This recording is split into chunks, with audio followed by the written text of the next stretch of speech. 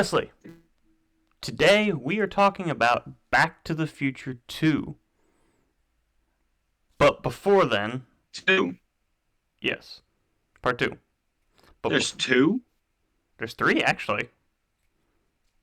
Oh, wow. Yeah. But before Wow. then, there's 2 things we need to talk about. So, one, Is there an elephant in the room? not that I know of, but first of all, first thing we need to talk about is the fact that we are using, we have started, we're planning on starting using Discord's new integrated soundboard. So you're going to hear sound effects throughout the podcast. So don't be surprised, okay? Thank you for proving my point, Wesley. Yes. Mine will probably be a little bit delayed, but we'll make it work. I'll just have to use them before they're needed, and then it will line all up since I'm a little laggy. Yeah, so Wesley's might be a little bit laggy, but his voice is typically a little bit laggy. So I don't know how well this is going to work, but we're going to try it. Second thing, Yeah. actually is a factual correction on our part from the last Back to the Future podcast we did. Uh-oh, David. Yes. You did it wrong. We mentioned that Steven Spielberg had directed Back to the Future, which he did not. The actual director of Back to the Future was, let me pull up his name here, Robert Zemeckis. He directed all 3. He actually co-wrote all 3 as well. Steven Spielberg produced them. Mm-hmm. So Spielberg was still involved with the production of the movies, but he did not direct them. All right, that being out of the way, Back to the Future 2. So, David, I do want to ask this though. There's more than just one Back to the Future movie. Was that always intended? I don't think it was. I don't think it was because there's a 5-year gap between Back to the Future 1 and Back to the Future 2. Not in David, the. I was hoping that you knew, but yeah, actually, despite the cliffhanger ending, um, in Back to the Future One, everything that I've read and watched and heard leads to the me finding out that apparently Part One and Part Two were not intended until later on, which is why, like you said, there's a big gap between the Mhm. between the makings of it. Because Um, even though it doesn't. but that being Go ahead, Go finish ahead. your thought. I would say that being said, though, we haven't, and we're not gonna, at least as much as we can. Um, we're not gonna talk about the third one today. We'll save that for later. Hmm. Despite the fact that you know, uh, they didn't plan on making a second one, but when they made the second one, they made the second and third one at the same time. Apparently, that was a year span of filming that they did to Hmm. do part two and part three all at the same time. So you can see the Easter eggs in part one or part two that lay the groundwork for part three. We're gonna try and stay away from some of that.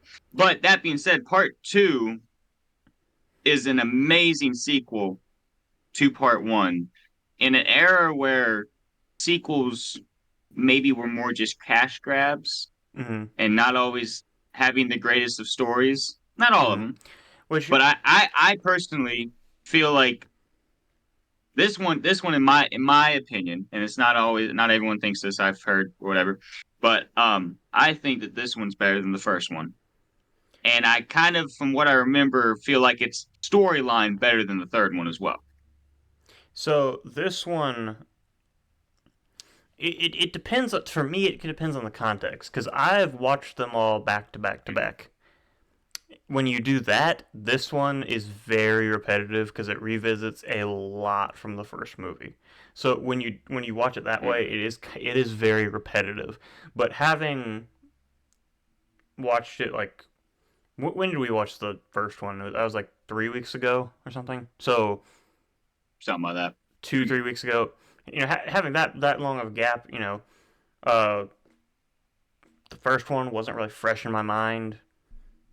I mean, it was Hmm. relatively fresh, but not as much. So yeah, revisiting a lot of the stuff didn't feel repetitive.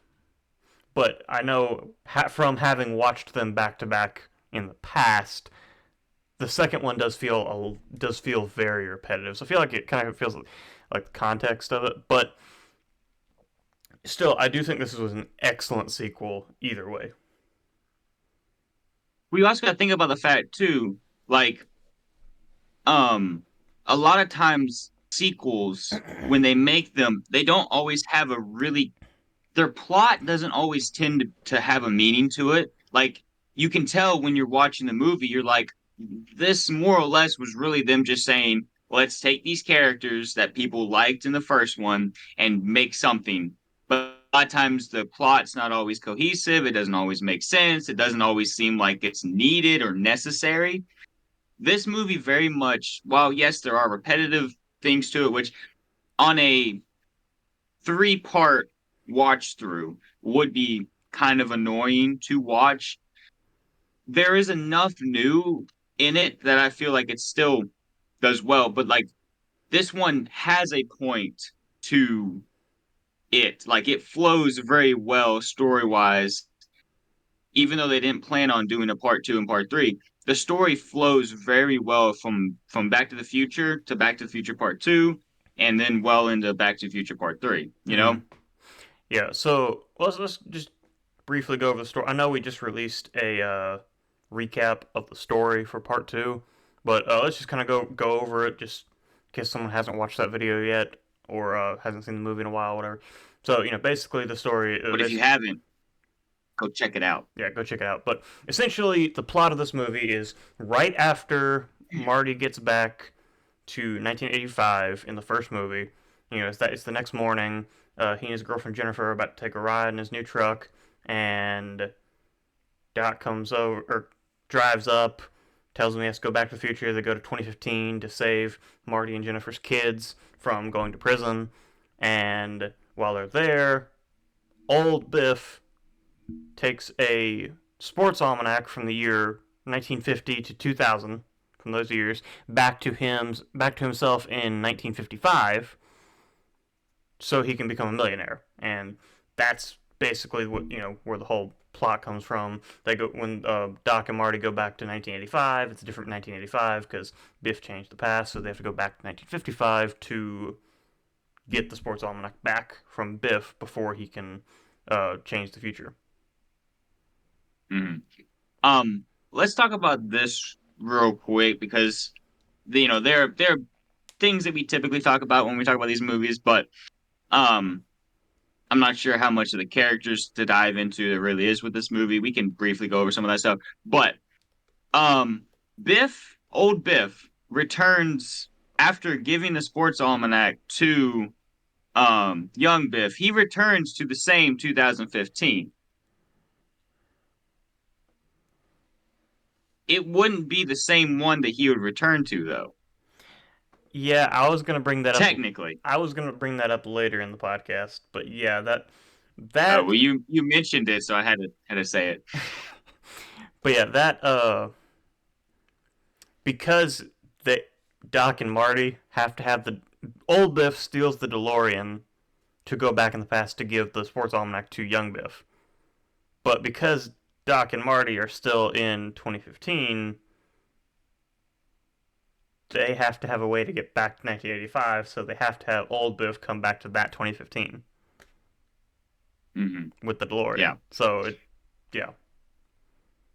I think of these movies, there are probably more than there are more continuity errors than this, but for the most part, they do typically stay uh like everything's stays in line within the logic of the movie. They usually keep things in line. This though doesn't really have much of an explanation. You can come up with an explanation, you can come up with theories for it, but there's no like, as far as I know, unless the third one goes into it maybe a little bit more. But as far as this movie goes, there's not really a reason for it. It doesn't really make sense because based off the logic of the movie, you would think Biff would be returning to the alternate 2015 as opposed to the, you know, the normal 2015. Um, but it's one of few continuity errors that they did in this movie. It can be it's not hard to overlook it, like, but do you have any theories for it? Uh, no, not really. I I mean, I did watch a video earlier today, and I wasn't really paying attention enough to grasp the whole entire concept of the theory that was being crafted. I think the gist of what they said, this person was like just theorizing, so it was just their own thoughts with this all, and they were talking about how like I guess Biff would have died at some point, and then Lorraine would have taken all of Biff's riches and um basically after all the destruction Biff caused in the town, she would have used his money to rebuild the town. And that also could explain why when Biff gets back to the future, not only is he probably dying, like you can see he's like having all that stuff going on when he gets out of the DeLorean. He's probably having that because that his future, his reality is changing, but also it could be the fact that maybe he's not supposed to be in this version of it. And they said that, Doc and Marty were kind of like later on when Doc says that Einstein and Jennifer will have no memory of any of this. They'll just be placed where they're supposed to be. You know, they didn't have any memory of it changing or whatever. It wasn't a bad explanation for it. It's a better explanation than the movie gives. So well, the movie doesn't give an explanation, so. exactly. See, we're on the same page. Oh, it might be in different books, but sure, we're on the same page. That's true. That's true.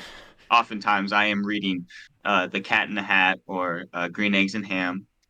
Um, I like those. Those, few words, many pictures. Well, anyway, Back to the Future Part Two. So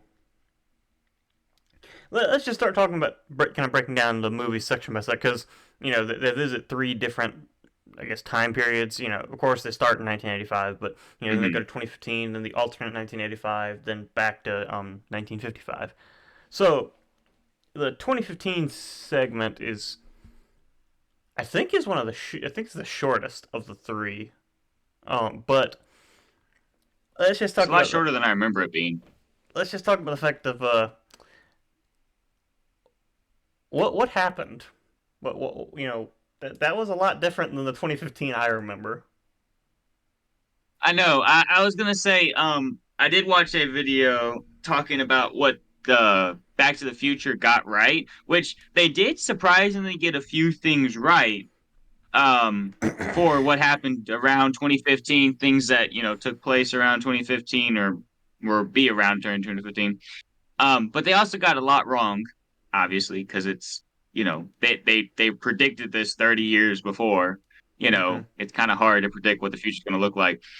But yeah, I remember the build up. Like Back to the Future was a big thing. Like people who probably had never seen it up until around 2015 knew what Back to the Future was when 2015 came around because there's so many things going around talking about all right, hoverboards and like shoes that tie themselves, which I think didn't Nike like actually do something with that? No, Didn't they Nike actually make a Nike build? made a shoe that tied itself because of Back to the Future. Yeah. I think they made it Yeah. in 2015 because of Back to the Future. Yeah. So they have stuff like that. But yeah, we're still waiting on hoverboards, which apparently I did hear that there is like some kind of a prototype-esque hoverboard, but like it's the way that it like not something that can be used and it only can hover on over certain surfaces, I guess. Yeah, because I was about to say, because Um the only way that would feasibly work, because like, okay, you'd either have to have like turbines underneath it, like fans, pretty much, mhm. or it would have to be uh like maglev, which Yeah. would obviously have to float Um over a magnetic surface. Yeah. So I'm not entirely sure what it was. I heard something about how like Tony Hawk's has ridden on a hoverboard, but it was obviously like in a controlled environment Mm. and he had to have like there's special things for it. I have not looked into this to fact check it. If anyone wants to fact check it, we love comments. You can tell me I'm wrong, you can tell me I'm wrong. Either one, you know. But well, I don't think they'd want to tell me I'm right. That's all I'm getting at. But also the Mets, I think they I don't actually remember, but I know they didn't win the World Series that year. Um, but didn't they make it or something like that? I think they made it. Let's see. Oh, there goes Thor. What is Thor doing?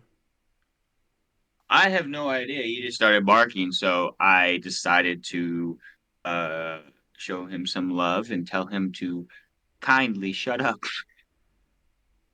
You got to show them love, and then you got to So be, yeah, you know, okay. So it bring down the was hammer. the Mets and the Royals in 2015. Okay. Which I also I I have a lot of time to listen to things, but I don't always have a lot of times to research things, which comes into me on the podcast saying things that I don't actually have research for. So I probably shouldn't say as much as I do, but I will because why Hmm. not? People can Also, fact check me and they can get back to me. Well, what I was going to say though was apparently there wasn't a team because they said that the Mets beat Miami or whatever.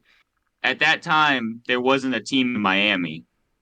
But a couple years after the release of the movie, there was a team that went to Miami mhm. or was uh, put up in Miami. Also one thing I do want to point out too is that the last game of the World Series in 2015 was played on November 1st.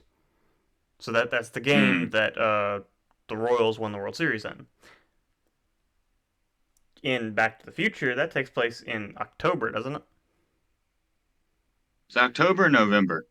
I think it's November when they They go go back back. to November. They go back to November, but I thought they went forward to October. Yeah, I think Let me that might fact be check. what it is. Let me fact check this just so I'm not saying something wrong. Um, but also, you can also look this up to make sure while you're fact checking that. But I'm pretty sure they said that the Mets swept the series, and they swept in 5 games, which means that instead of a 7 game series, it'd be a what 9 game series or whatever.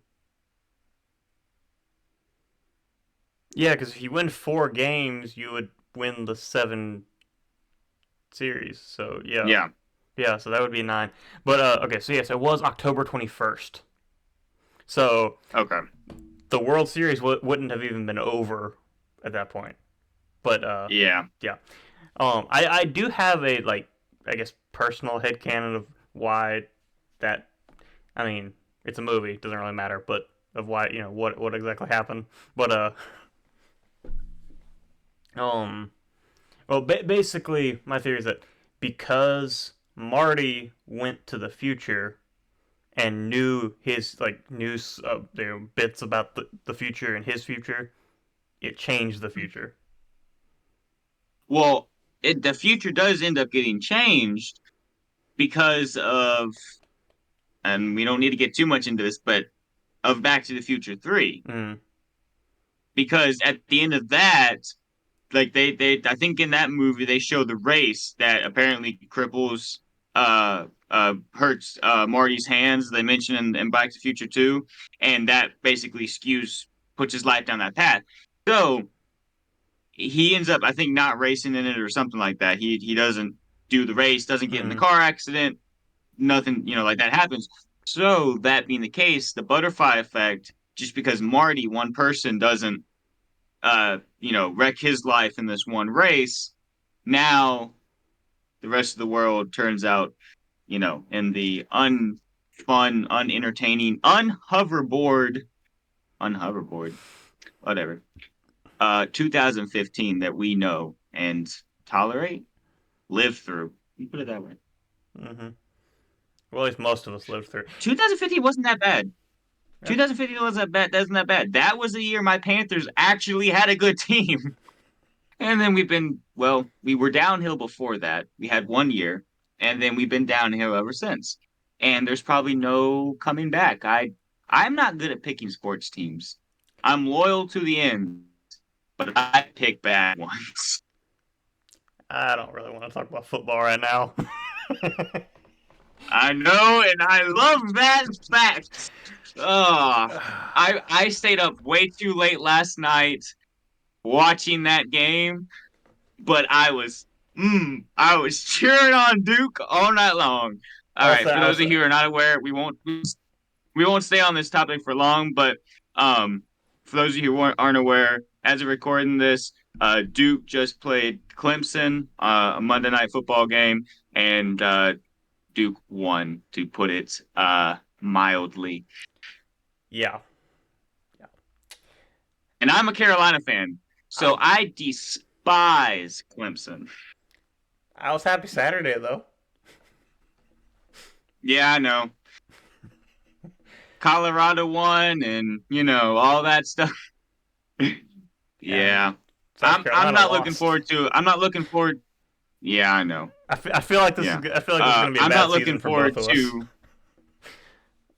Yeah. Oh, I saw a post earlier, and it said, um, yeah, end of the year it's going to be 5-6 Carolina going against 5-6 Clemson for competition to see who gets bowl eligibility. And I was like, yeah, that'd be still a good game though, because we may not be on par. Like y'all, here's the thing, Clemson. For as much as I hate y'all are because okay, y'all are coming down.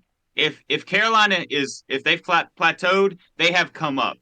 So when you come up, you're still having to fight your way up. Whereas if you're coming down, you still have pieces that are really good. So you can be 5-6, and we can be 5-6, and we're not going to be the same team. However, we do play an SEC schedule, so there's things that even out. I hope that it's a good game one way or another, and I'm not looking forward to much of the Well, season. you mentioned the SEC schedule, but I will say every game this past weekend that an ACC team had played an SEC team, which there were only two, but Florida State destroyed LSU, Oh, I and love that too. North Carolina obviously trounced y'all. So, The reason that I loved FSU trouncing LSU is because FSU plays y'all, and y'all stand no chance. but we play Florida State and we play North Carolina. So, I was gonna say y'all play. If y'all play North Carolina, I think y'all are gonna lose. Y'all that should be a good game. If we turn out to be a really really trash team this year, then their win over us is like meaningless. But they didn't look bad as a whole. I mhm. mean, we look bad, but they didn't look bad as a whole. Obviously, they're playing. I'm not going to say that. I love Carolina too much. I have too much pride. They weren't playing the best of opponents. But Mhm. anyways, let's get back Yeah, to I Back to was the about to Future say, for all those let's people who let's listen to this and don't care about football. yeah, let's bring it back because I feel like we could stay on that sports tangent for a while because we haven't talked football in a while, so I feel like we could stick on that tangent for a Yeah. while. So yeah, Um, do you want to jump into the second part of the movie when they go back to the alternate 1985, or do you want to talk more about some of the later moments? I mean, when it comes to the 2015, when they go into the future, the only real important or interesting thing to talk about there is just kind of like the difference between that 2015 and our 2015. I well mean, there are some plot points that's to the movie, that's but the only interesting thing, and then of course it's important to note the almanac and well really it's mhm, the almanac and Biff overhearing yeah, their that's really the conversation. most important part about that. Yeah. Mhm. But yeah, so they jump back into the Doc and Marty go back to 1985, but it's the wrong 1985. It takes them a little while to figure that out, though. Honestly, it Um, does. Like, Well, that's the thing too. Is like you think about it. So, later on, when Smarty, gets kicked out of the house that he thought was his, he runs down the street. That street is destroyed. There's cars on fire. There's like that is not the street they left. Like, no. how do you not? I know it's dark out, And I know Doc has those, shades that you can't see through. Fun fact, you actually couldn't see through them. I mean, it's kind of obvious, but you couldn't see through them, and you can kind of tell it, when you're watching through the scenes he has them on. He's kind of disoriented a little bit. But like, or is how that do just you not Christopher Lloyd? tell?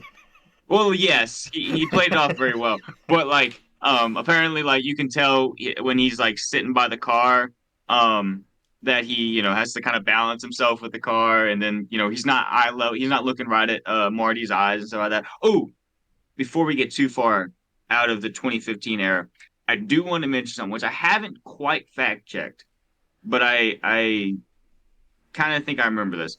Um, so apparently for Griff and Marty Jr., being that they were played by the same actors, or whatever, they wanted to make a slight distinction in them, so they changed the eye color of both characters from Biff and Marty McFly, so that even though you may not notice it right away, you like you looking at it, your brain's like there's something different about this. Which Marty McFly, or not Marty McFly, Junior does look slightly different, and I'm not entirely sure why, and that might be what it was. So I'm gonna real check that. All right, so Marty Jr. and Griff both have brown colored eyes, while Marty Sr. and Biff's eyes are both blue. So yes, they did change the eye color. You have that flip. Uh, I think you had that flip, or does Michael J. Fox have blue eyes? Yes, he does. yeah. So yeah, Okay, then they yes, gave you're right. yeah They they both gave had brown. Yeah, yeah. So they gave them, I guess, the colored contacts for those scenes. yeah. Which is kind of cool. Like, okay, here's one thing, and here's I think we did mention it before in the last movie. Um, but like the special effects in these movies, and that wasn't special effects, but that was like attention to detail. So the attention to detail and the special effects in these movies is like amazing. Like they did a Hmm. really good job with it. Is like when I heard that little detail with the eye thing, I was like, that is something nobody would notice except for keen eye viewers who are breaking down the movie in 2020, because they have nothing else better to do. And like no one from 1985 would, go out of the way to watch it probably that many times to Well, notice this those movie little came out in details like that. 1990, but yeah, Either way, they wouldn't have done it then in 1985. I'm right. And give myself a yeah, pat on the.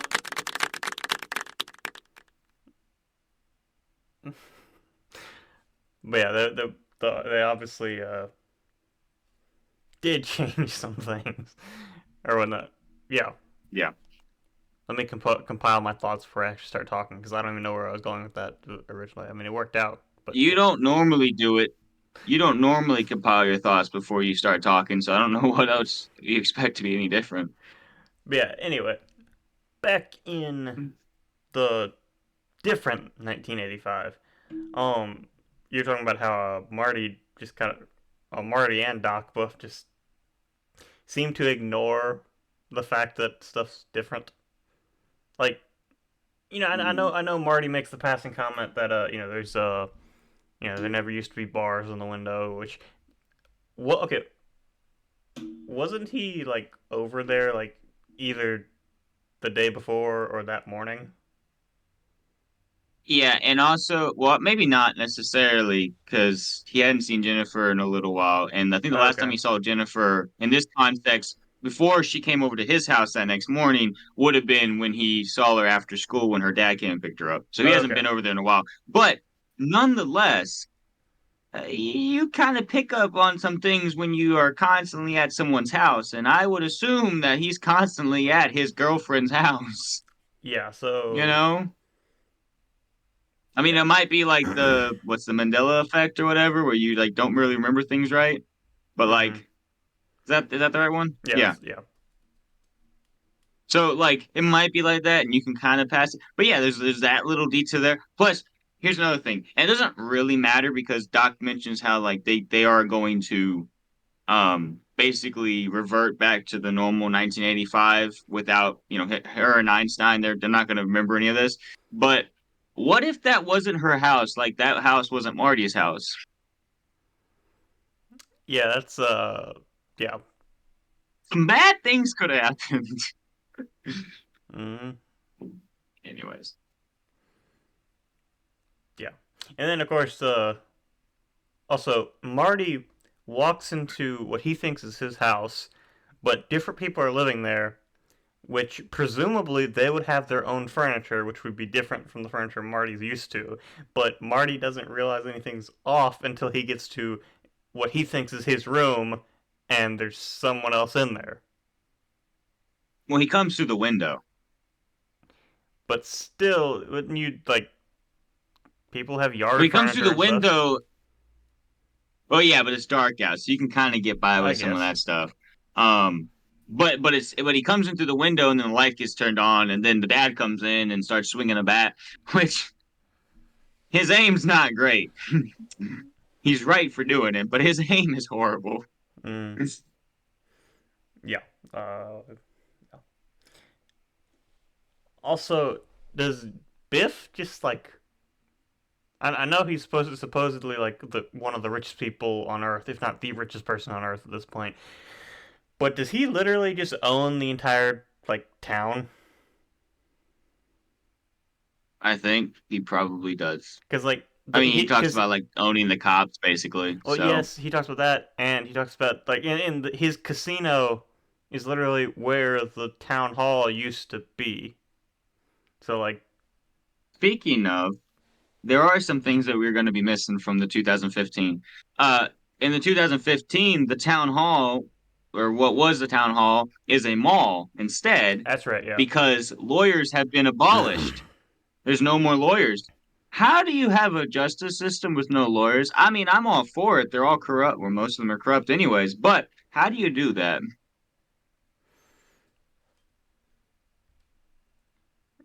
I guess everyone just has to Like, like, represent like. themselves in court. Well, he even says the thing. He was like, um, verdicts are made within like a day or a couple hours of being convicted. And so it's like, well, who's doing that?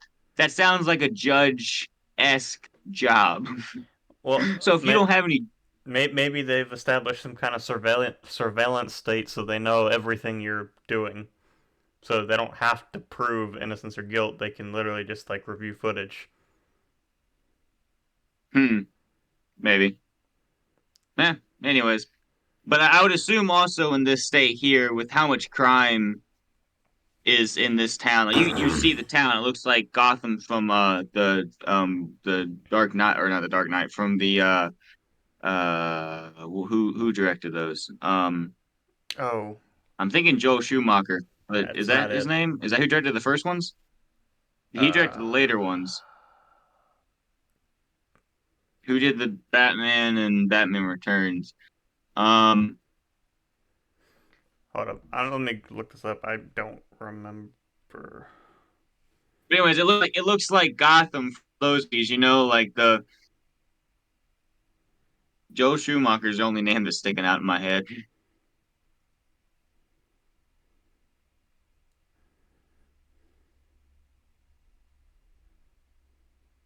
Wabba-dabba-dee-ba-dabba-doom-ba. I will serenade you while I figure out what is. Hey, don't cricket me.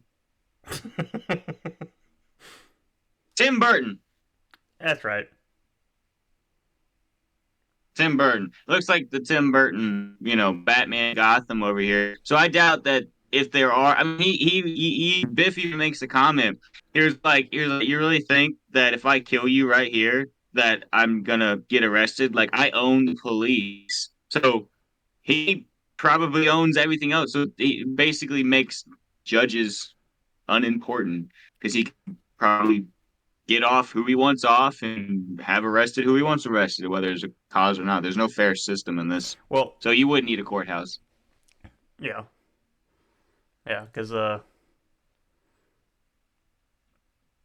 I said, either Biff literally just owns the entire town, so he's pretty much the like dictator, or the city government still exists, but he pays everyone off, so they pretty much work for him. Either way, it's doesn't really matter. So yeah, either Um, way, like Biff does pretty much own the city. Who knows? He might even own the yeah. whole country. Who knows? Um, there's a possibility. But that being said, so let me go back to another reminiscent scene, or one of the reminiscent scenes in this movie, where he wakes up. Once again, he thinks he wakes up from a dream. Like he does this in each movie, and each time it's not a dream. You think at this point he'd be like, "Well, maybe I'm not dreaming all this."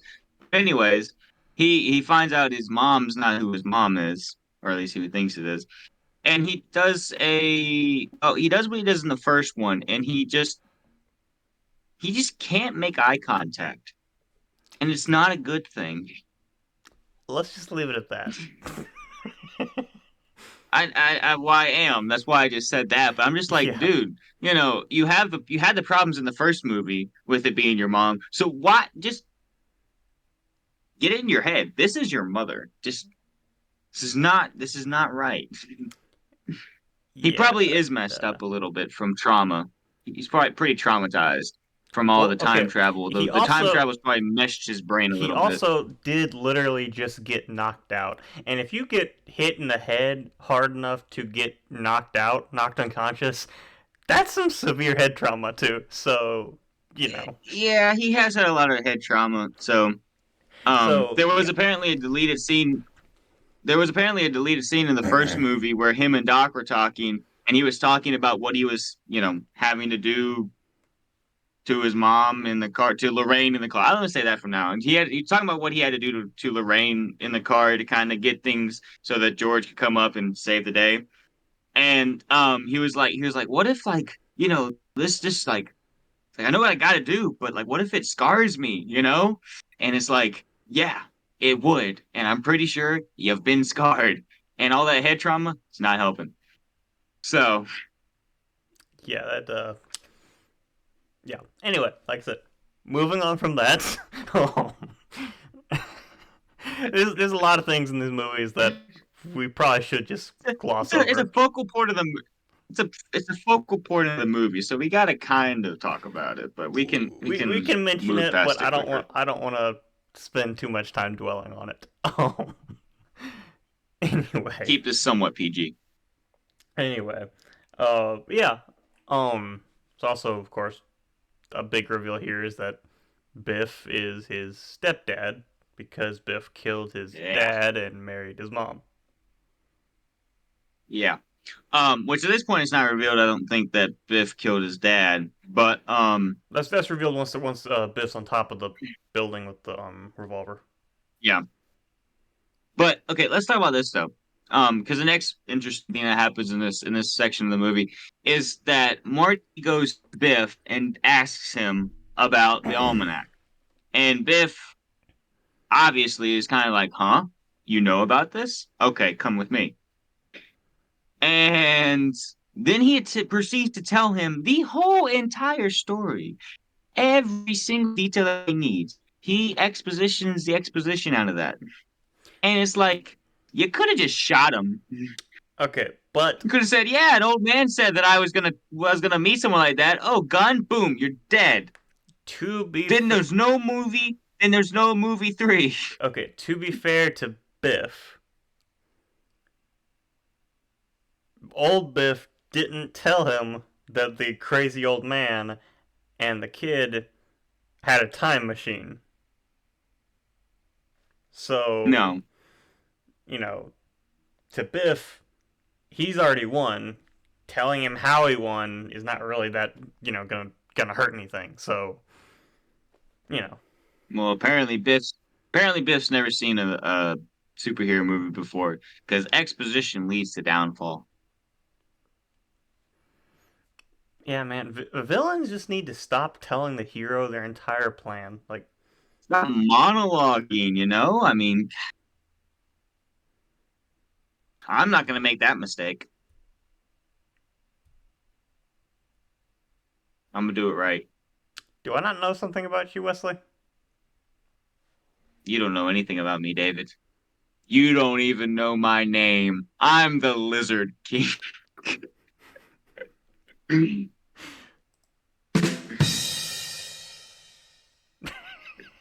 only Office fans are gonna get that.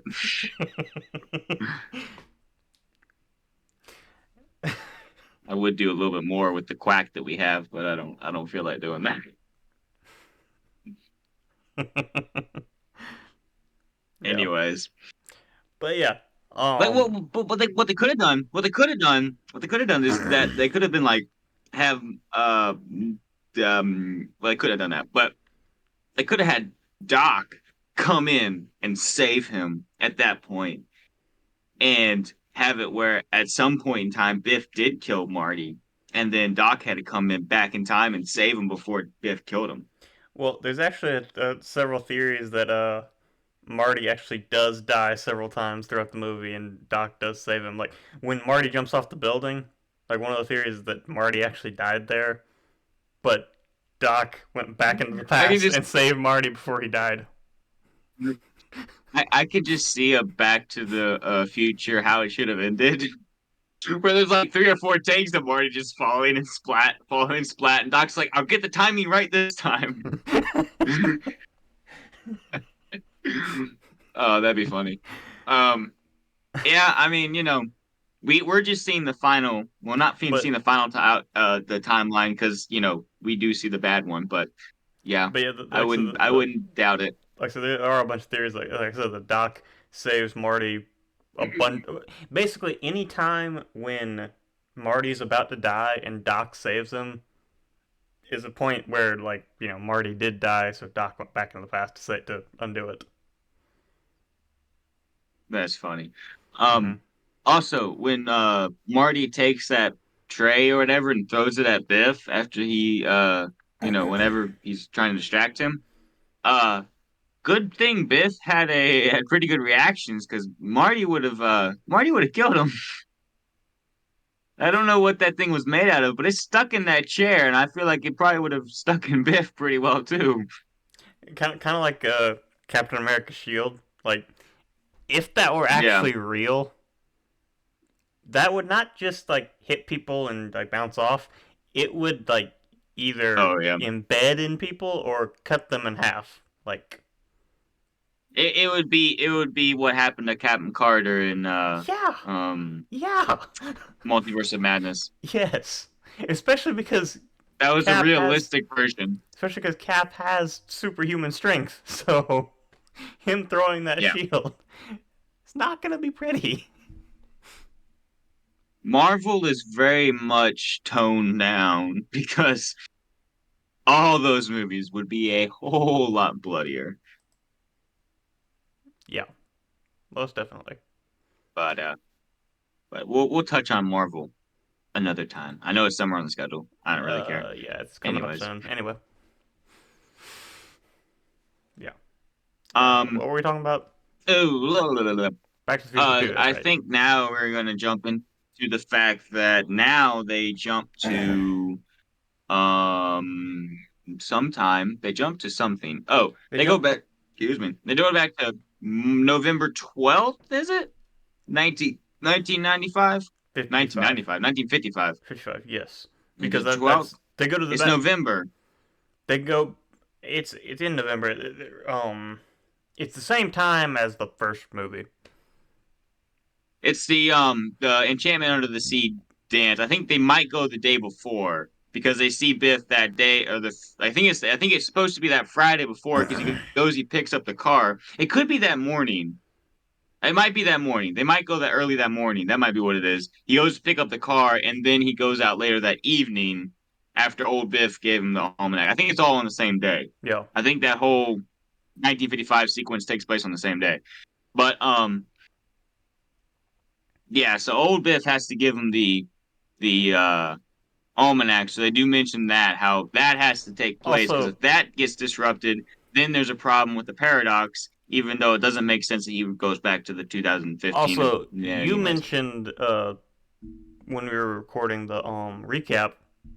I don't know if you're gonna cut this out or not when you edit this to get down, but you mentioned when we record the recap that when Marty's tailing young Biff and old Biff's hiding behind the Mm. tree, Marty gets behind the car, hiding from young Biff, but he's right in front of old Biff. If old Biff had just turned his head, he would have seen Marty.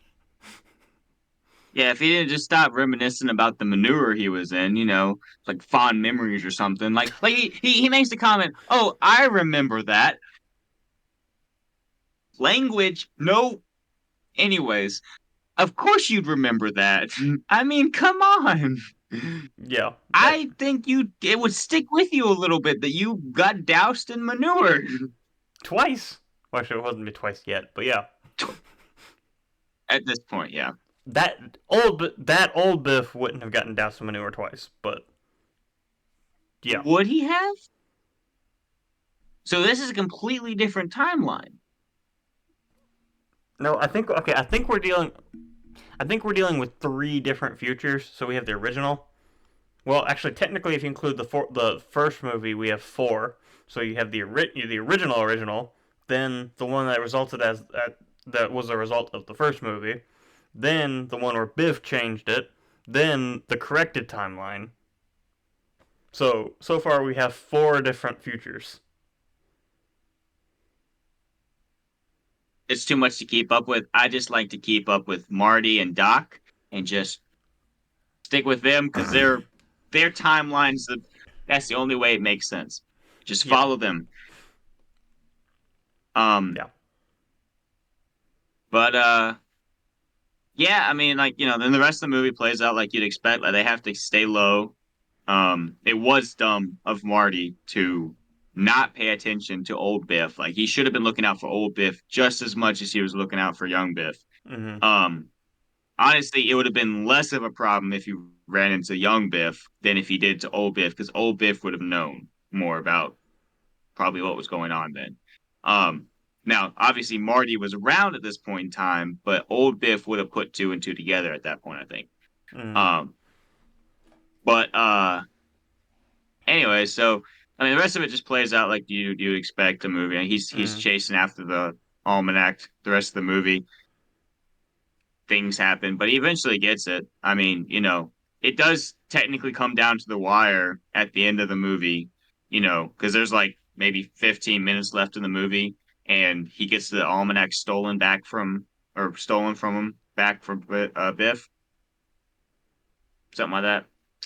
And, he has to go get it back again, but he does. So, you know, it's a lot less the stakes are a lot lower in this movie than in the last one because time is not on the line in this. Yeah, because in the first movie, Marty had a deadline because he had to get his parents Hmm. together before the lightning strike because that was his only chance to get back Yeah, home because he was stranded. In this movie, yeah. he just had to get the almanac before. And also, Biff only placed his first bet on his 21st birthday, which presumably Biff's in high school, so I'm assuming he's no older than 18. Unless he was held back, he might already be 21. Yeah. I don't know, but or he might be 20, and then he plays his first bet on his 21st birthday. Anyway, but I'm assuming Biff is like supposed to be 17 or 18 in this movie just because he's in high school. Mm, But so there's not. Yeah, you're right. It's not really as time sensitive as the first movie is. hmm. But still, if they don't succeed, then the whole future gets messed up. Yeah. But they have like plenty of chances to, especially since there's not a time constraint on it. They can just, I mean, at some point, why not just jump Biff and be like, all right, give me the almanac, Mm. you know? Um, but they don't. Marty's a bit of a chicken, so just don't tell him that to his face. Don't tell him he's a chicken to his face. That won't end well for Mm. anyone. Which I was say that was one of the better. That foreshadowing of that was actually pretty. Like they did a good job. Establishing that beginning of the movie. Like in the 2015 section, they do that twice, and I think they might do that again Hmm. in the 1985. And obviously, like that time is the more important time when Biff calls him a chicken. Then Yeah. also, Um. also real quick, one thing what do you think is going through Biff's mind after? So when they're behind the school, and then past Marty comes through the door and knocks out current Marty, or knocks current Marty to the ground. what do you think? Like Biff just kind of like he looks confused for a second and then shakes it off. He just saw two of them of them, like I mean, and he doesn't you and can he doesn't tell he is confused. but he doesn't like he shakes it off. He doesn't like question it or anything. He's just like he's confused, but he just like okay, I'm just gonna beat this one up now. As I say, it's very much a wait, what? And then he's like, all right, well, this is what's important right now. I need this, you know. Yeah. But you can very much tell on his face. He's just like, what did I just see? Am I have you know, I'm my lips all busted up. George punched me. I got a little bit of an ego, deflation here. Maybe I'm just seeing things, but what just happened? Also, I love the fact of like his goons when they're chasing down current Marty, and they see past Marty on the stage. It's just like, how does he keep changing his clothes so fast? Yeah, that's funny. Um, Something else I was gonna say. Uh, well, I guess, resolution time. He does end up getting the book back. He burns it, which think about this paradox, okay? So the matches that he has are from Biff's casino. Now, I know that they turn into a different set of matches after that, but in all likelihood, they probably should have just disappeared because where he got them never existed. Mm-hmm. So if the matches just disappear, does that mean the fire just disappears too? And then the almanac's just sitting there? Yeah, these movies they talk about paradoxes, but they ignore a bunch of other paradoxes. Yeah, yeah. Which I feel like I did watch a couple breakdowns of the third one today just because I had stuff auto playing and I didn't feel like changing it. Which but from those bits that I was hearing, it sounds like the third one really just kind of throws paradoxes out the window, despite talking about it all the time. So we might be addressing more paradoxes in that movie, but yeah, it was just an interesting thought. I was like, I don't really understand why the match would have changed. Like it probably should have just disappeared. But if it did, would the fire disappear too? Because the source of the fire was the matches, and if they never existed, then you know. Anyway, Mm-hmm. Well, kind of since we're on the topic of well, let's come back to the whole topic of paradoxes in a minute. But since we're right here at the end, obviously this movie ends on a cliffhanger, just like the first one, with the DeLorean getting struck by lightning, and then Marty receiving a letter from Western Union, like right after, because the car pulls up and you guy from Western Union with the letter, and come to find out, the DeLorean got struck by lightning and stranded Doc in 1885, back in the Wild and West. apparently he took like 7 or 8 months before he wrote this letter. So I don't know what he was doing. what's up, Doc? Wait. What's up, Doc? Yes, definitely worth it, but ching. Don't do that to me. No, I saw it in your eyes. I knew what you were doing. Don't do that to me. Anyways, yeah, so that's how it ends. We'll talk about Back to the Future 3, which will pick up right after Back to the Future 2. Not next Also, week. I don't know when we're talking about it, it's in like a but month. in the Anyway, future. it's in like a month. Anyway, In the future, or maybe the past, but it'll be sometime. Don't worry, it'll be a paradox. okay. But I also like the very ending when Marty runs up to past Doc. Because he just sent Marty Yeah, back to the future, and then Marty's right there. I love his reaction. hilarious. He sees him and he's like, he just goes into shock. He's like, "What is this?" I just sent you back It's to the funny. future. Well, I'm Um, back. I'm back from the future. uh, yeah, they did a really good job with this movie. Um, this is not an actual rating, but 10 out of 10. They did really good with this. Hmm. Enjoyed watching it, and you know, I remember the first time I watched Back to the Future, the movies. Um, this one wasn't one that I remember that well. I think I've seen the first one a lot more. Hmm. But I really like this one. Yeah. Yeah. So you have something about paradoxes you want to talk about? Yeah. So okay. So I told you before we started recording, talking about the soundboard. So I had uploaded some custom sounds to the soundboard, like some of our transitions and stuff, and some extra sound effects. And one of them says "secret, do not play." And so I actually made this like 2 months ago. Did this soundbite you're about to hear, but I've been waiting to try to figure out Hmm. a way I can do soundboards so I can get your reaction to this. And then I'm gonna have you talk about paradoxes. So let me just roll this transition. Then we'll introduce everyone and you to a new segment called Wesley Explains. What is going on?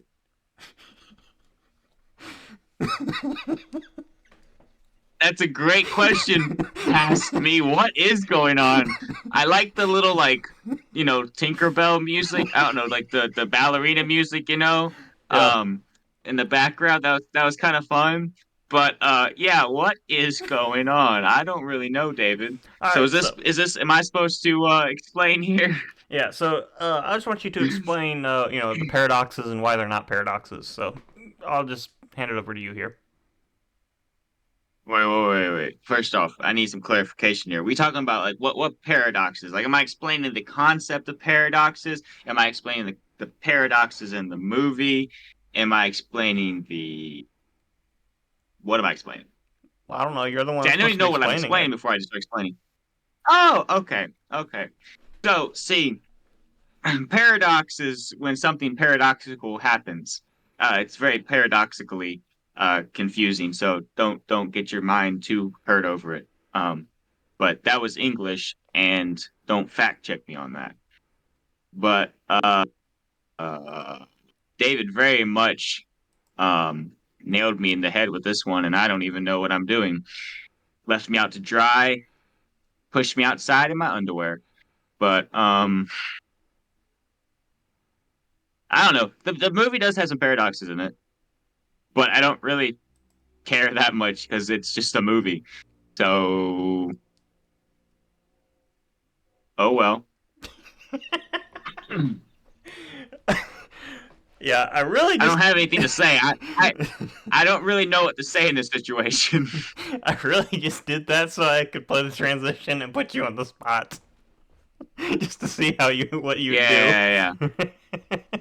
Don't worry, I hate you too. All Oh man. right. So let me explain this. So Clemson's on the decline, see. They suck, but they've always sucked. They always have sucked within their soul. Their soul just sucks.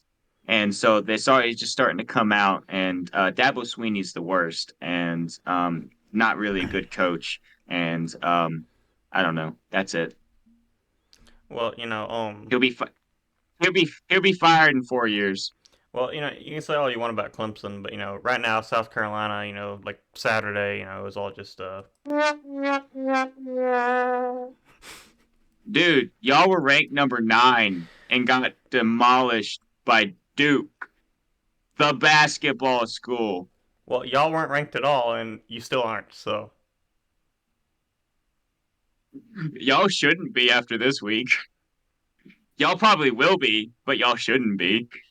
oh no, we're already the AP poll came out earlier today. We're 25, but somehow we're Yeah, still y'all don't ranked. deserve to be 25. Somehow we're still ranked. Y'all don't deserve it. Yeah. Who do y'all play some no name school next year week, don't you? We play Charleston Southern next week, and Dude, then lose. Lose to them. Y'all wouldn't make it in the FBS anymore. They said get rid of them. Uh, Yeah, we're yeah. I really don't know, but at least y'all lost two. no, no, knowing that y'all lost made me feel a lot better about losing.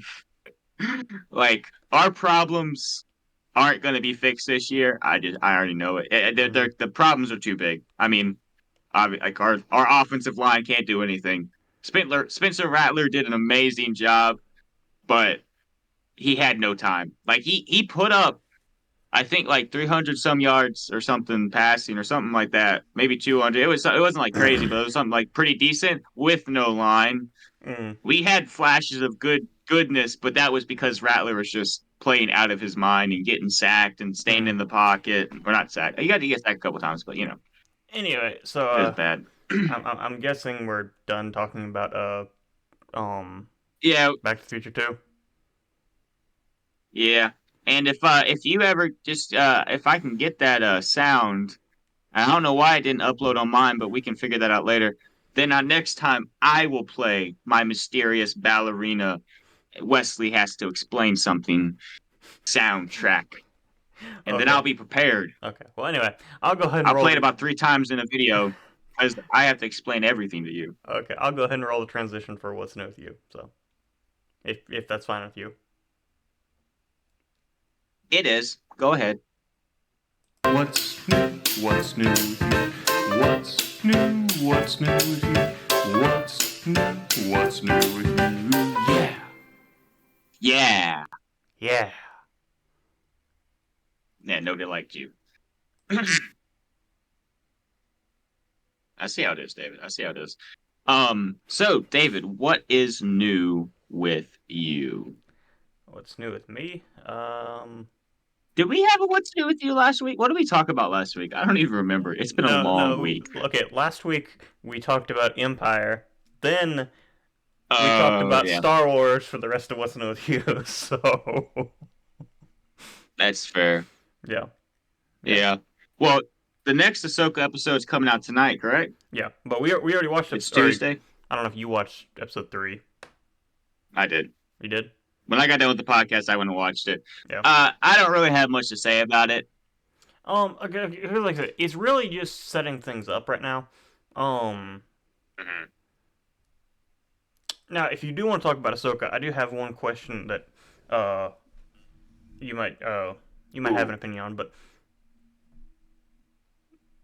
do you have something to say? I do, but I want to hear your question because it might be falling in line. But I do have Okay, something that I okay. want to say. So there's a lot of speculation going around of who the Inquisitor in Ahsoka is. Mhm.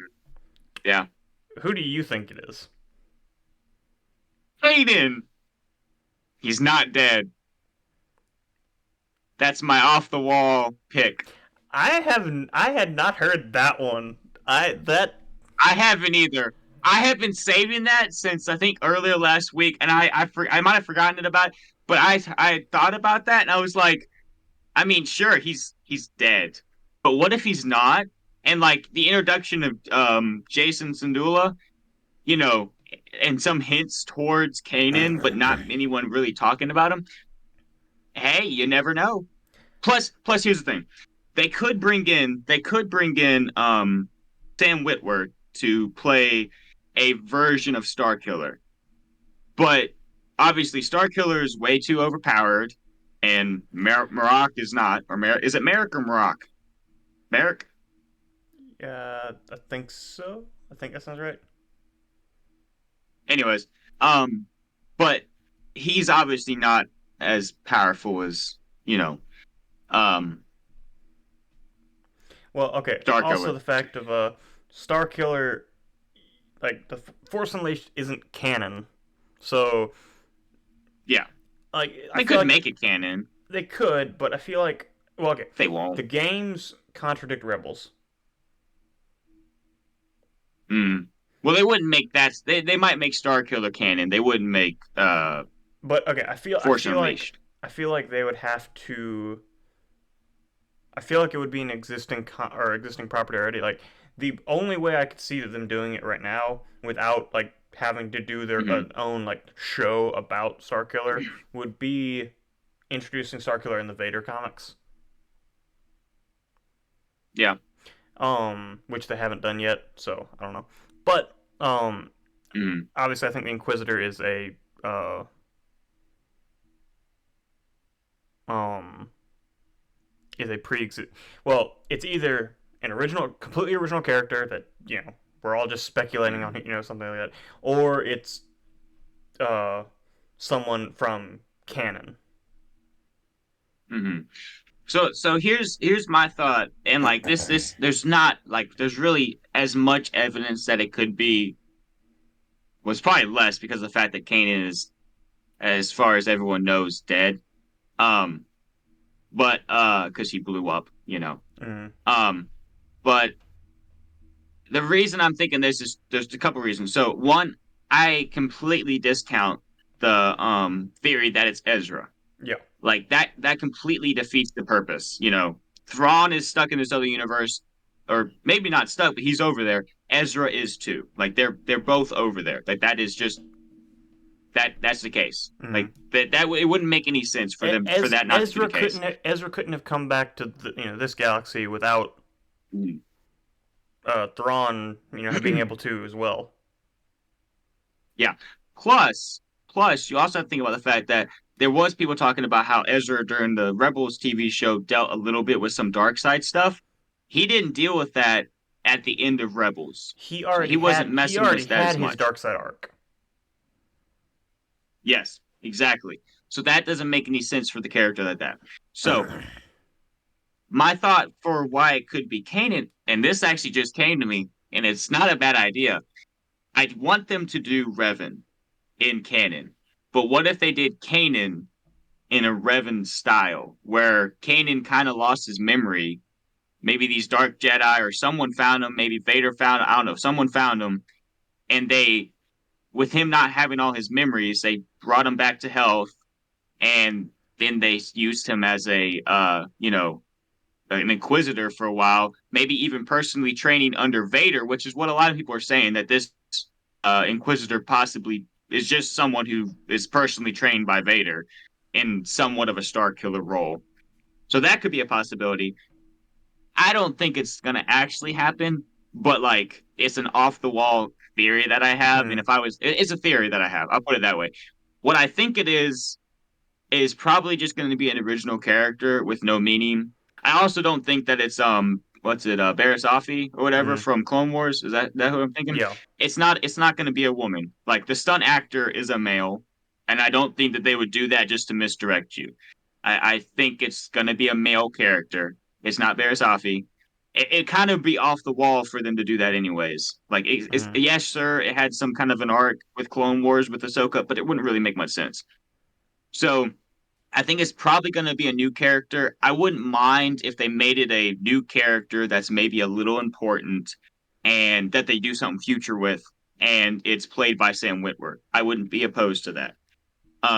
I think it'd be really cool if it turned out to be Kanan and they brought him back alive and had some backstory for that. I think that'd be cool as long as they do it well. mm. But it's more of a off the wall theory that I Yeah. just kind Uh, of like I said, happened upon. I do like the theory that it's Barris just because Barris and Ahsoka have that history from Clone Wars. Um, Hmm. but because this show is leaning very Rebels heavy. Like it's Rebels season 5. Hmm. That's what it is. I feel Yeah. like the Kanan theory might actually have some validity. I don't know if they're gonna do it. Like you said, it is kind of off the Yeah. wall, but it is Well, you also interesting. got to think about this too.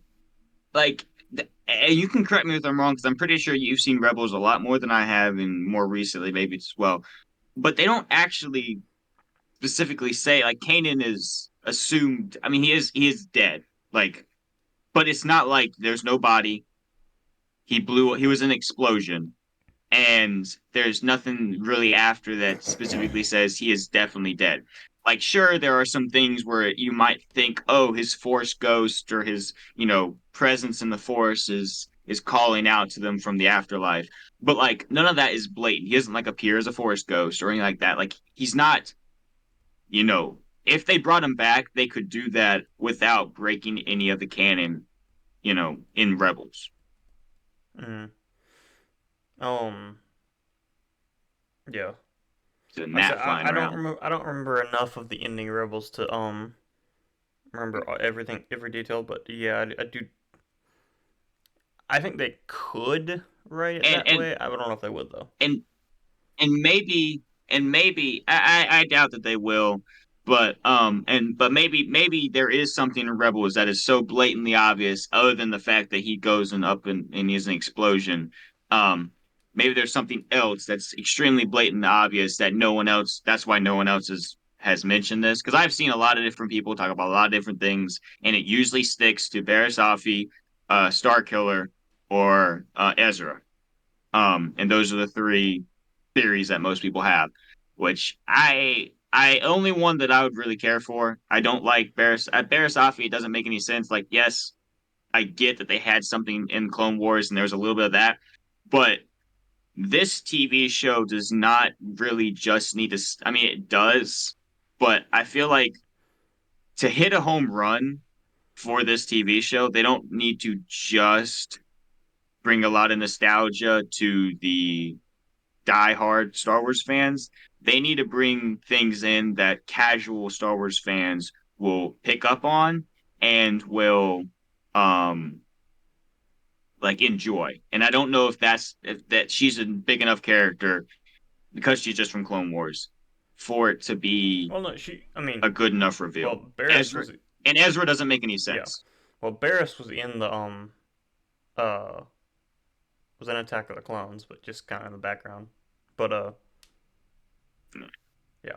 But I've also heard Cal Kestis, which again doesn't make any I've sense. heard that.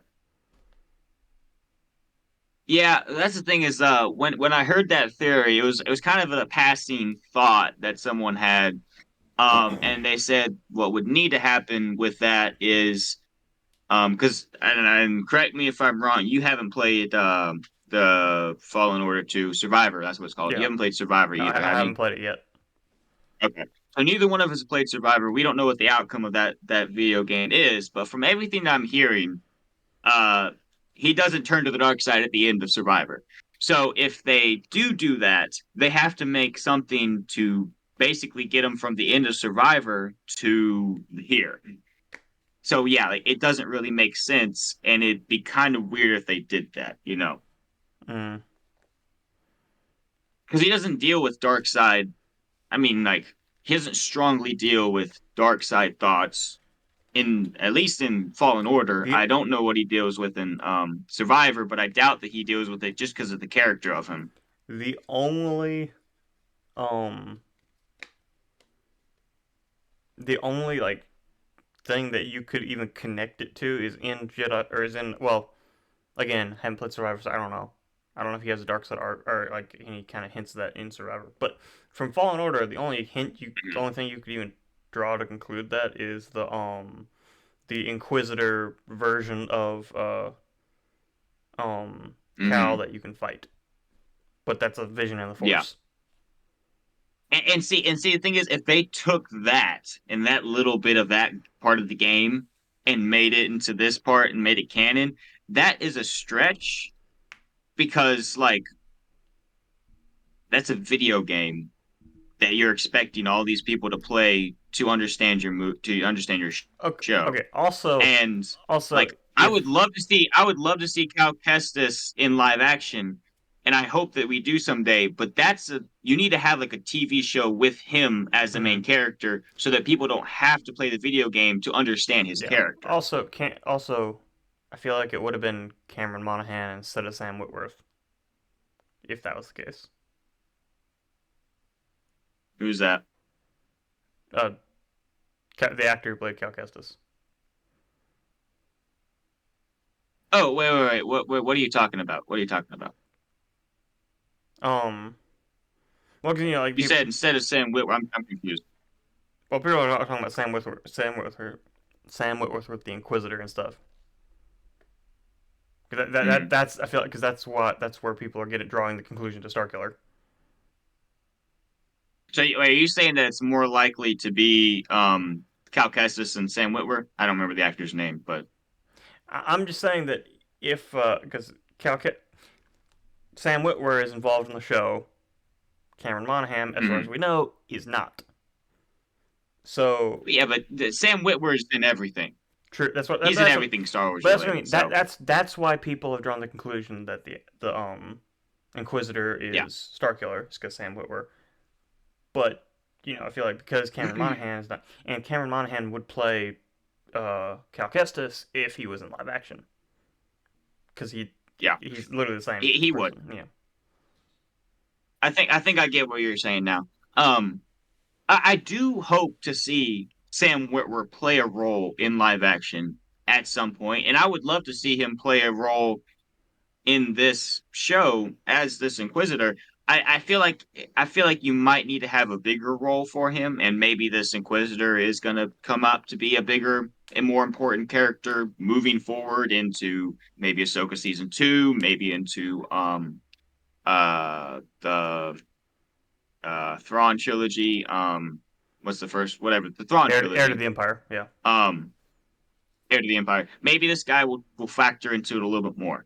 I don't really know, but like because of how big Sam Witwer is to the Star Wars community and how big Sam Witwer is to Star Wars, you can't just give him in live action a passing role.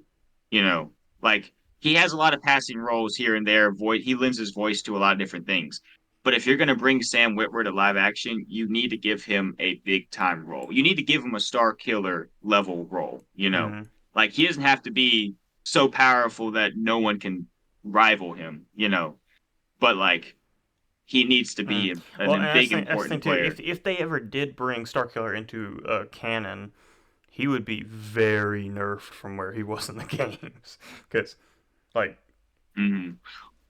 yeah, because I okay, have if heard. Starkiller was actually canon, the Empire would have fallen long before it did.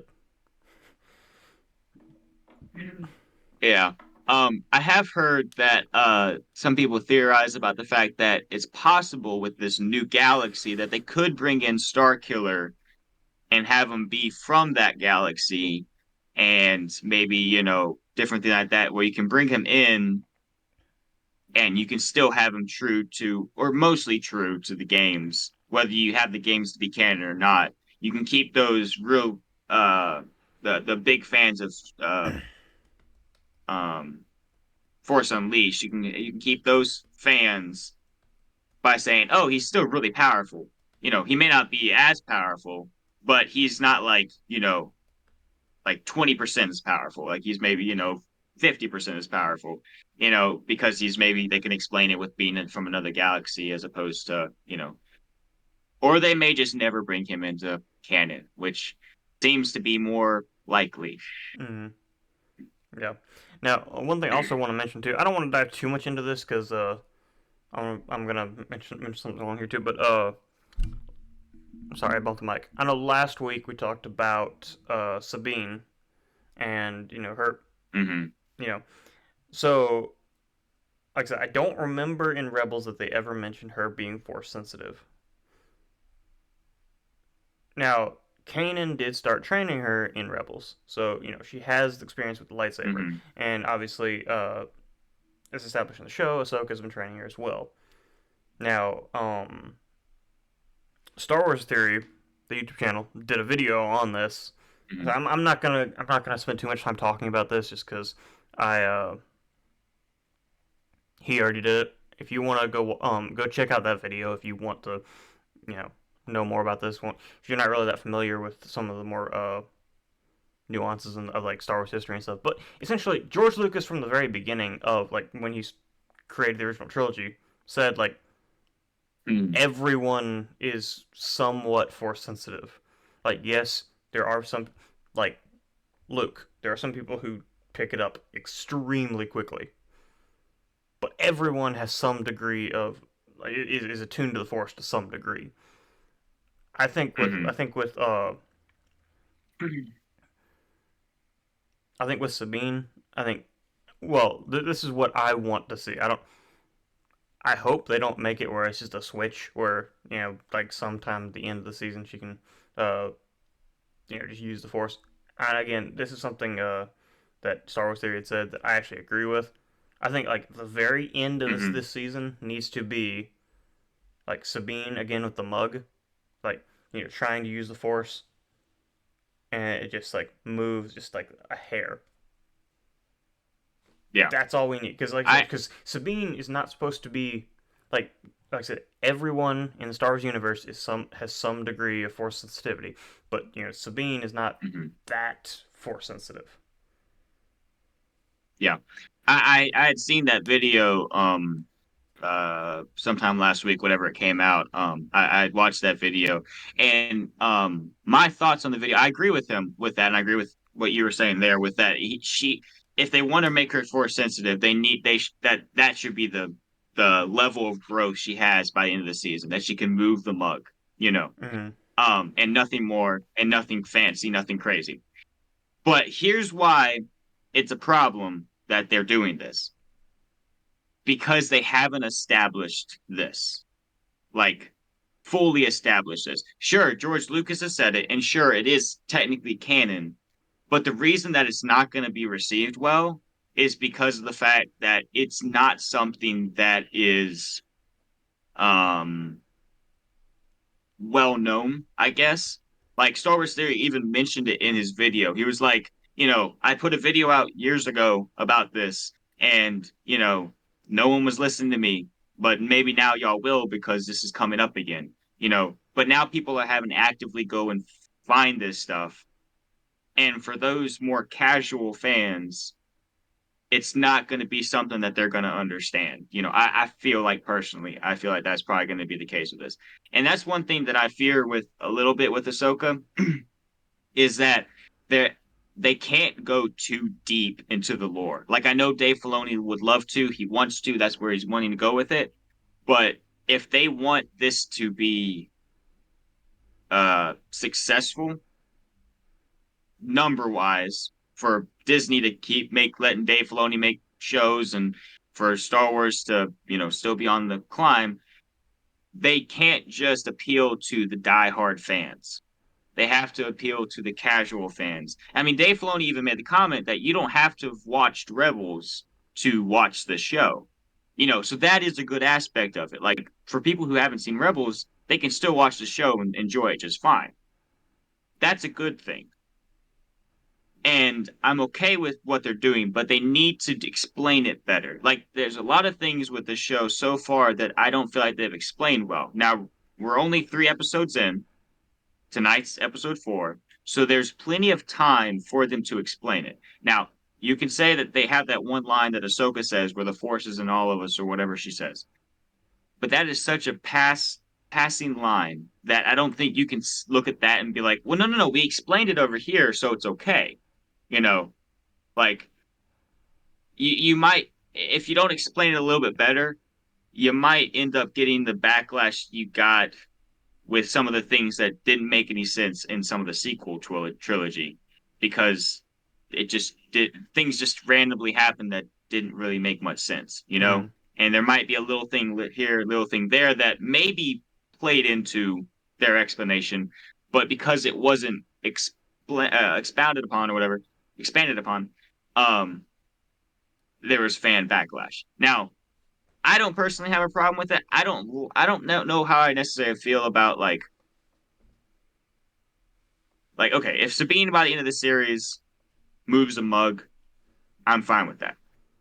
But I also don't feel like every single character or main character in the Star Wars canon has to be force sensitive. Like they can do it where she's not attuned to the force, and that can be fine. Like we don't need every single main character to be a Jedi. Like we can go back to the original trilogy where, you have a smuggler, you have a princess, and you have a guy who is attuned to the force, but he has to really, really work. because he's years late on his training, and but finally by the end he's a full-fledged Jedi Knight. Like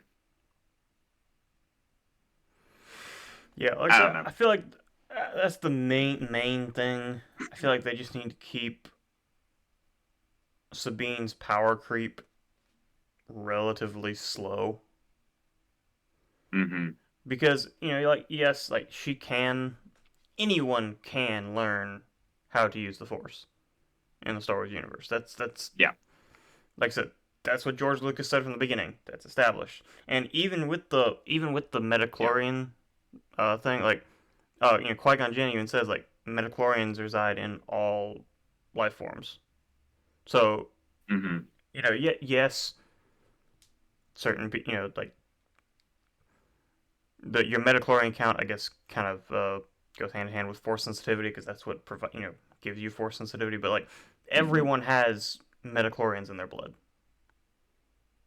so Hmm. everyone can learn it. And uh,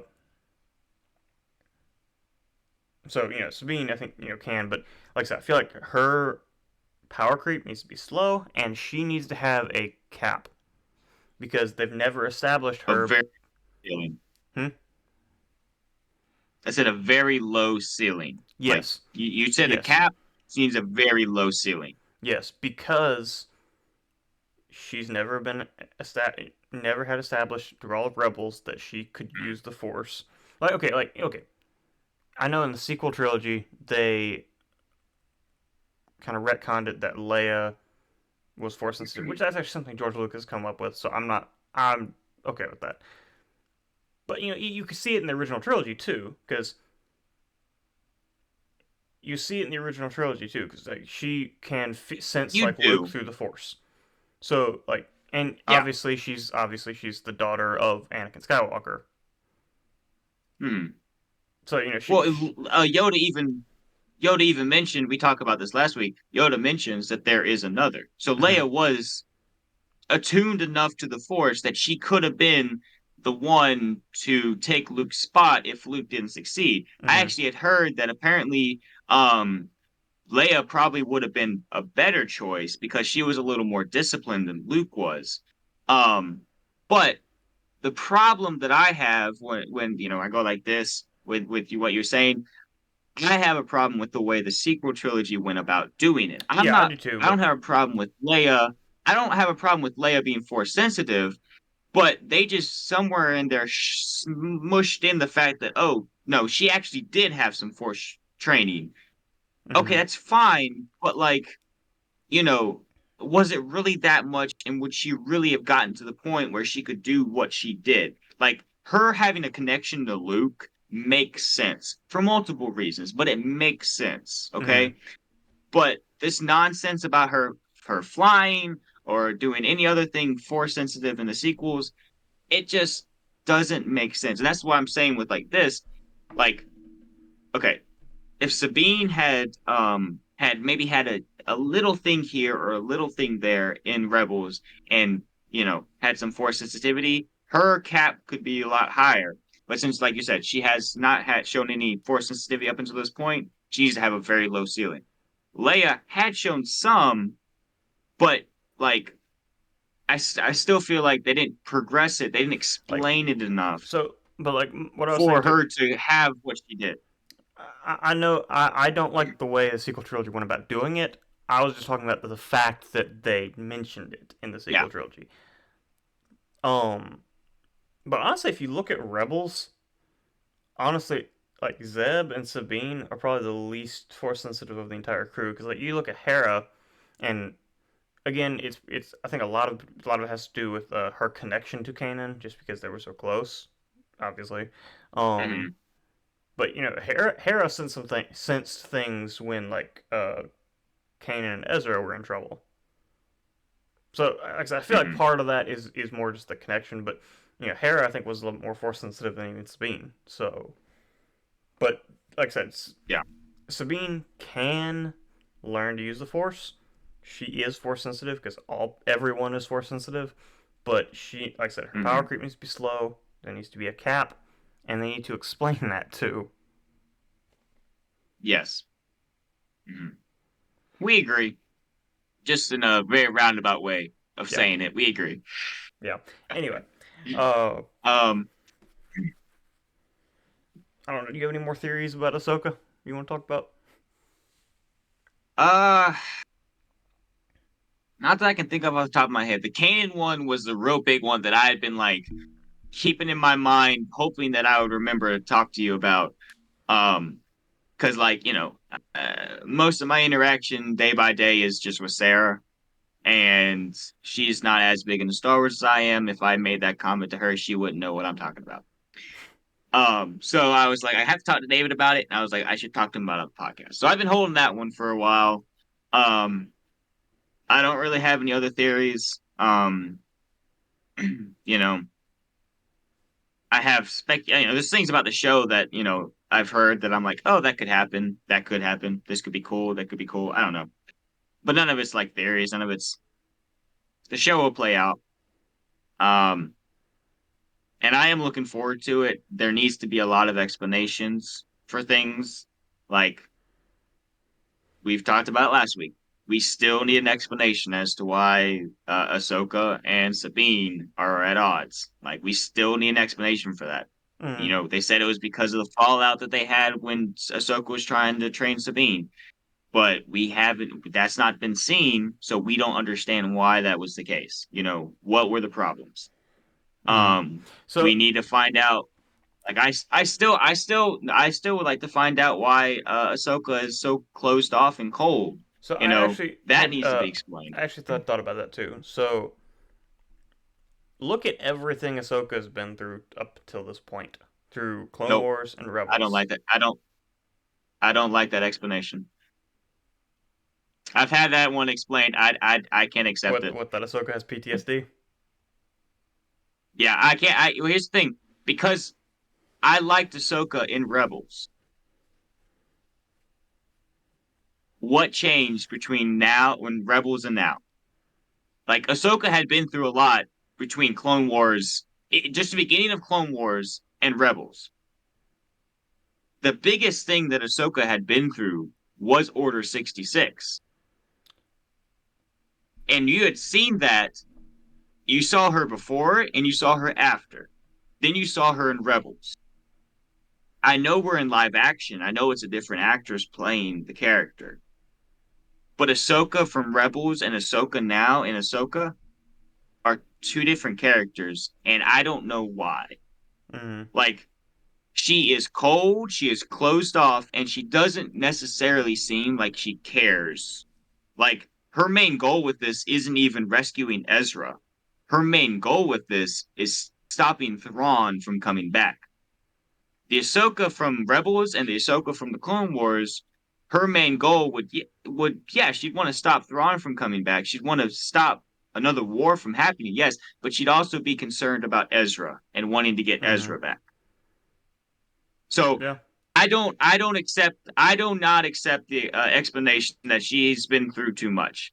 Like, this is not how the Ahsoka that I know from what I've watched, and the Ahsoka that I like and love from Clone Wars and Rebels, that's not how the Ahsoka I know would react to these situations. So I don't accept the explanation. Anyone can throw it at me, and that can be the reasoning that they give, but I don't accept that. It's not good enough for me.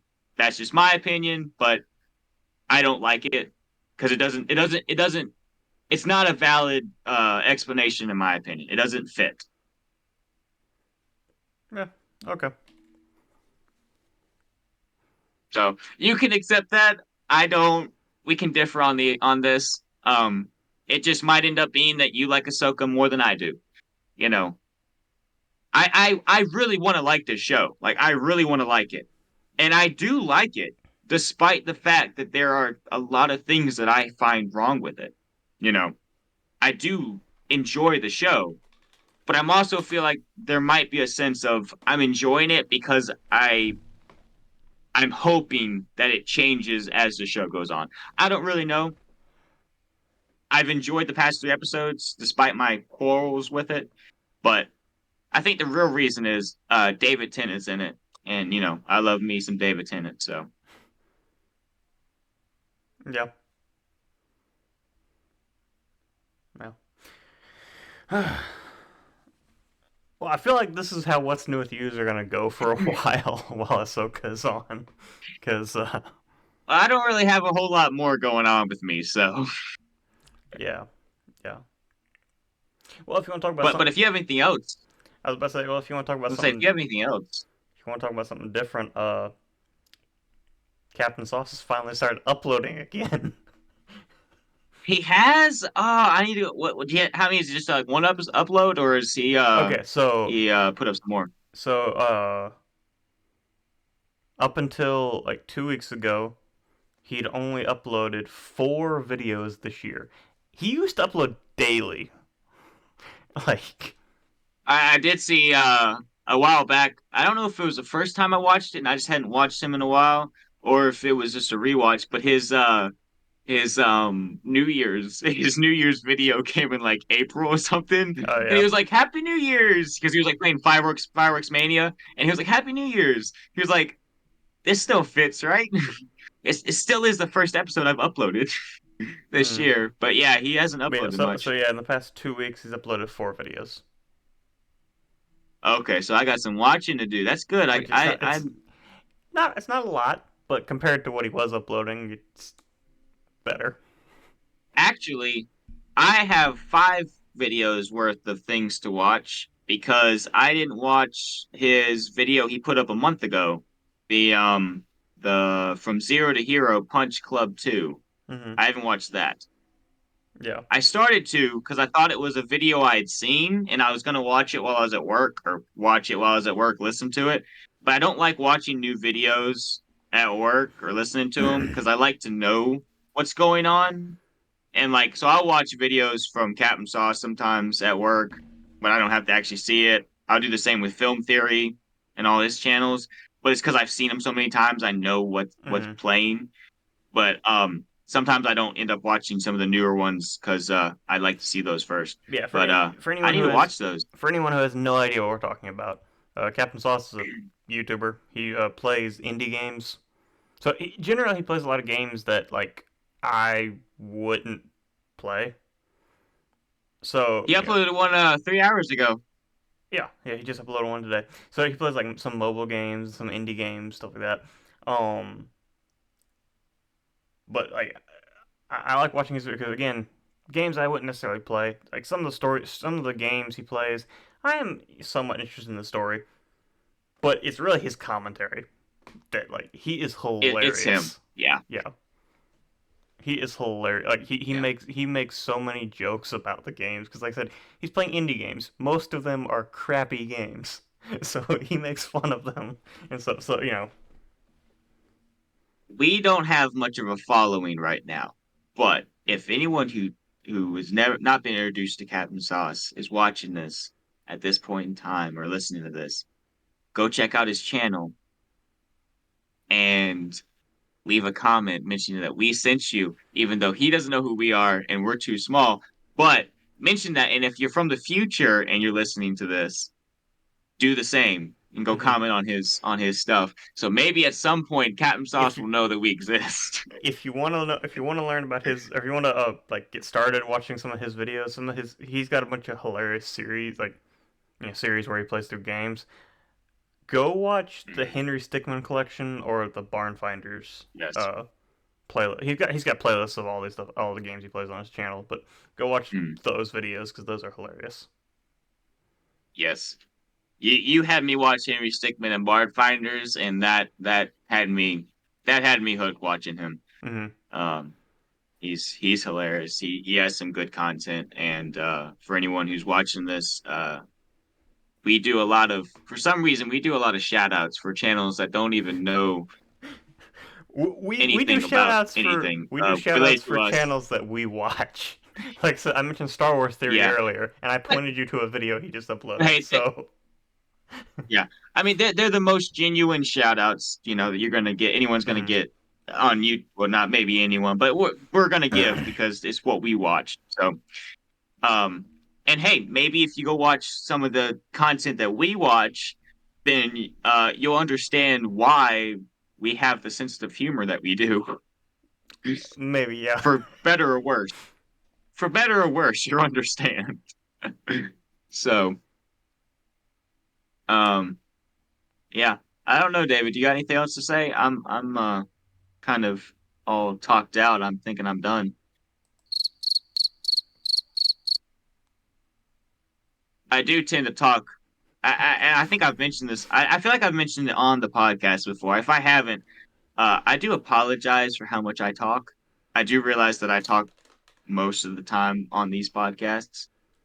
Um, but I'm all talked out. I can talk more, but I feel like everyone's done listening to me. Well, So we've hit an hour and 40 minutes, so, I feel like that's a good threshold, and I think most of this is usable, and don't think I'm gonna have to trim much out. But, yeah. it's respectable. It is Back to the Future. I mean, it's not Star Wars. We're not hitting 2 hours with this. Even though we've talked about Star Wars for like 30 minutes. Yeah. Uh, It just all can't be right. avoided Well, with us. I don't want to avoid it. I love talking about Star Wars. Like, Hmm. I'm not gonna lie. I have been a huge Star Wars fan most of my life. But since we started this podcast, I've gotten back into Star Wars, and I am diving headfirst into it. Hmm. Also, one thing. So, I know we already released an episode after this happened, but we recorded it before. This is the first episode we're recording after it, but we hit 100 subscribers on YouTube. And in fact, I think we're at like 120 now. So, thank you, Wait, everyone. we've done that since. I didn't realize. I lose track of time. But yes, like David said, thank you anyone and everyone who listens and subscribes to the channel. Um, give yourself a pat on the back Hmm. to know that you're part of the first 100 subscribers for our channel. Hmm. How many Keep are we at sharing, right keep now? telling your friends. Hold up. I How think it's many? like 120 something, Yeah, I 120. think it's like 120. We are at 126 right now. So, hey, check There we back go. if you're listening on like Spotify or Apple Podcasts. Check back Monday when this comes out to see how many we're at now. And if you haven't subscribed, go subscribe. We post more content over there than we do on everything else. We post all of our recaps and Yeah. movie reviews over there. So go check that out. Mhm. And we say it a lot, and I hope that it doesn't just get. I hope our promotions and all this doesn't get too much of a, oh, they say this every week and it's just a line that they deliver. But go share it to your friends. If you have friends that you know like some of this stuff, if you have friends that like Star Wars, tell them about this stuff. I mean, the worst they can tell you is no. And that's more of them telling us no than you know. So you don't even have to take the rejection. We'll take the rejection for you. And I'll place it all on David. And I'll post it on Wesley. No, that's not how this works, David. It goes one way. There's no takesy backsies. Nope. So So once you every get rejected, nope. Wesley is responsible for everything. um, no, I don't think that fits. I am gonna make it fit. Square peg in a round hole. Anyways, um, I don't know what I'm going for with any of this, but thank you for anyone and everyone who listens and who actually makes it this far in the podcast. I mean, I don't know At this point, if this is a, anyone does, but at this point this is just this like wait, David, are we still recording? exactly like we're just, like Yeah. typically like okay, what's new with you? We might have some like more general like staying on topic stuff like we did today with Ahsoka, but typically towards the end of what's new with you, like this is kind of more just us being like very genuine because like and we are generally genuine during the rest of the podcast because we are having a conversation about a certain topic, but like this is this us literally just like shooting crap, like we're just you know Wait, so we're not fake? I'm not made out of rubber. You're not supposed to give all that away. Oh, my bad, my bad. I was not briefed before any of this. Okay. Um, What am I gonna I'll do with shut him? up and we can end this, and then nobody has to. Don't burn me or light a candle near me or something. What do you do with plastic? You melt it? Don't do that. Yeah. So anyway, onto an outro. I just bumped the mic. Onto an outro. Keep doing that. It's just Well, it's also I also moved it so it's also a lot closer than it normally is because normally I had to lean up to talk to the mic, and I repositioned it so it's I can talk into it more directly while leaning back, so it's more comfortable for me. So yeah, maybe that's what I'm doing wrong. Maybe I'm not talking into it enough. yeah, because I've been trying to get better about talking to the mic, and like I said, I did reposition it so it's like more closer to me, so I don't have to lean forward to talk into it directly.